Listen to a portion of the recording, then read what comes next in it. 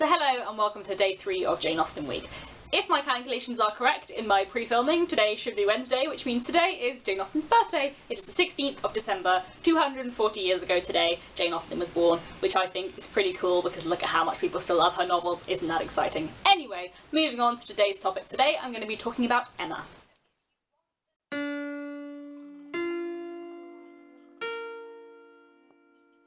Chapter 1.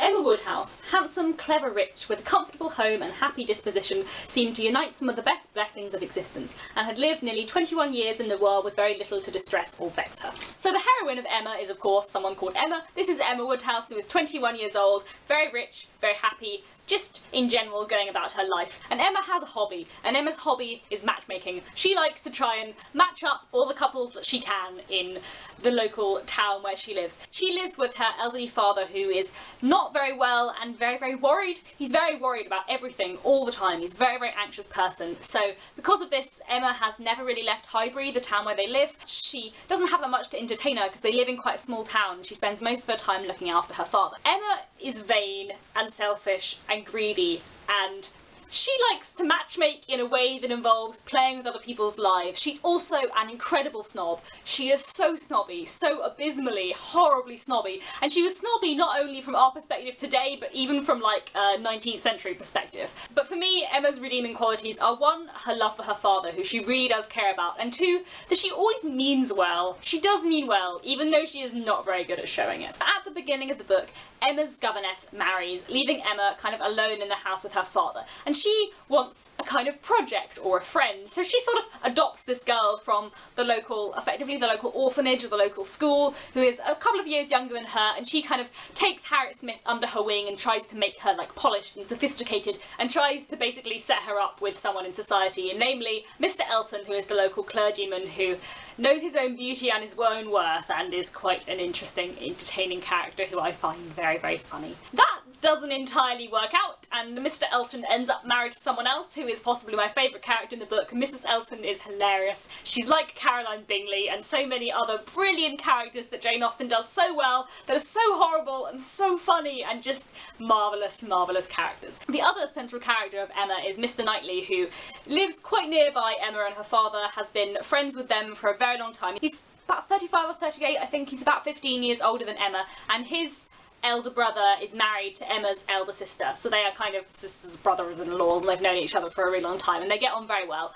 But Mr. Knightley, being older and wiser than Emma, and definitely wiser, he likes to kind of not order Emma about, but he often speaks to Emma about her behaviour and is like, you know, what you're doing is not okay, stop messing with other people's lives, and that sort of thing. And he kind of has that role in the book, and many other things. I'm sure you already know what happens in Emma. Like, Jane Austen's books have been around for a long time. I'm kind of beyond spoilers now, but anyway, so, things I love about Emma.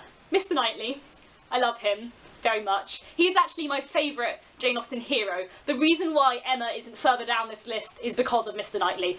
Like, there are other things I love about Emma, but actually it's more kind of on a par with Northanger Abbey and Sense and Sensibility for me, except Mr. Knightley brings it way up because Mr. Knightley. Emma herself, I'm not that fond of, to be honest.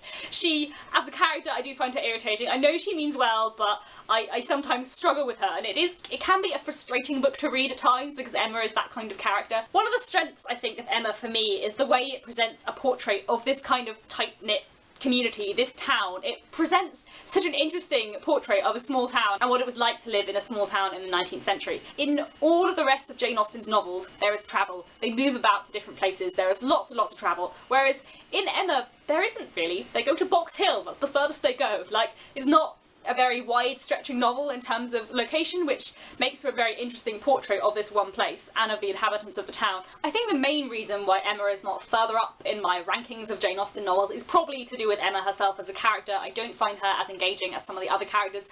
I also find the book, it's quite long, and the first time I read it I found it a little bit dull. I reread it recently and I enjoyed it much more because I think I was more like steeped in Jane Austen at the time and I kind of got more out of it. But when I first read it I wasn't that engaged, I think because there is a lot of conversation, and sometimes it feels like it's not the conversation you want to hear. Like, you want to hear more from Mr. Knightley, and sometimes it just has 5 pages of Miss Bates. And I understand why, but sometimes 5 pages of Miss Bates is too much, even as much as I love her. But yeah, I just think for me, Emma, a bit like Northanger Abbey, it doesn't capture my imagination as much as some of the other novels do, which I will talk about later in the week, even though I love Mr. Knightley so much.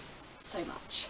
Just to speak about notable adaptations, my favourite adaptation of Emma is this one from 2009 with Romola Gary playing, or Romola Garai, I don't know how to say her name, but she's playing Emma, and it's also got Johnny Lee Miller as Mr. Knightley. He is brilliant in all the most amazing waistcoats you have ever seen in your life, and I think she is really good. I know not everyone likes this because I think she seems a bit too modern, but I actually really like that because Emma, in a way, aside from her snobbery, she is quite modern in many ways, and I think this adaptation is brilliant. It's a whole 4 hours, 4 different episodes, done so well, and I just think it's brilliant. I love it, and Johnny Lee Miller just is so good. They have a great kind of relationship, and it's just, all of it is done really well. I think it's perfect for me. So yeah, I think that's all I have to say about Emma. I'm very fond of it, but it is not my favourite. Tomorrow, we will get to books that are my favourites. Like, basically, the last 3 days have been my less favourite Jane Austen novels, and from tomorrow it is like my more favourite Jane Austen novels that I have nothing bad to say about because I love them. So the first ones I've spoken about, Sense and Sensibility, Northanger Abbey and Emma, are not my favourite Jane Austen novels. They're in like the lower half for me, but as of tomorrow I will have many more things to say and more enthusiasm to give, much as I love these ones. Anyway, right, I will see you tomorrow. Also, I completely forgot this on filming and I'm only remembering on editing, but also today there will have been, or will be on my blog, a Jane Austen tribute as well, and that will be my top 15 characters in all of Jane Austen, so hopefully you will enjoy that. I will put a link down below just in case the videos weren't enough Austen for you and you are in need of more. Anyway, see you tomorrow.